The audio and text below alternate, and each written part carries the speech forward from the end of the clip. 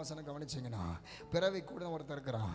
அவனை பார்த்து சீஷர்கள் பார்த்து இயேசுவை பார்த்து சொல்கிறாங்க, ரபி, இவன் கூட நான் பிறந்தது யார் செஞ்ச பாவம்?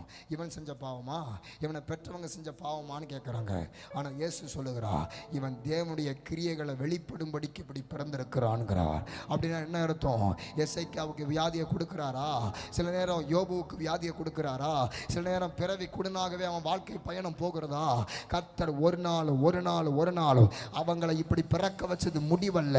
கர்த்தர் ஏதோ ஒரு கிரியைகளை வெளிப்படுத்த விரும்புகிறார். உன் குடும்பத்தில் உடல்ல வியாதிப்பட்டுட்டேன், என் வாழ்க்கையில் அடிக்கடி சில நெருக்கங்கள் உபத்திரவத்தை நான் காண்றேன், நீ சொல்றல, கர்த்தர் சொல்லுகிறா, என் மகிமையை நான் வெளிப்படுத்த போறேன். கர்த்தர் யாருக்கும் சொல்றா, என் மகிமையை வெளிப்படுத்த போறேன். உன்னை கொண்டு என் ராஜ்யத்தை கட்ட விரும்புறேன். உன்னை கொண்டு என் மகிமையை வெளிப்படுத்த போறேன். ஆகவே தான் விடாத ஒரு மகிமை இறங்கட்டும், ஒரு வல்லமை இறங்கட்டும். இந்த பலவீனத்தில்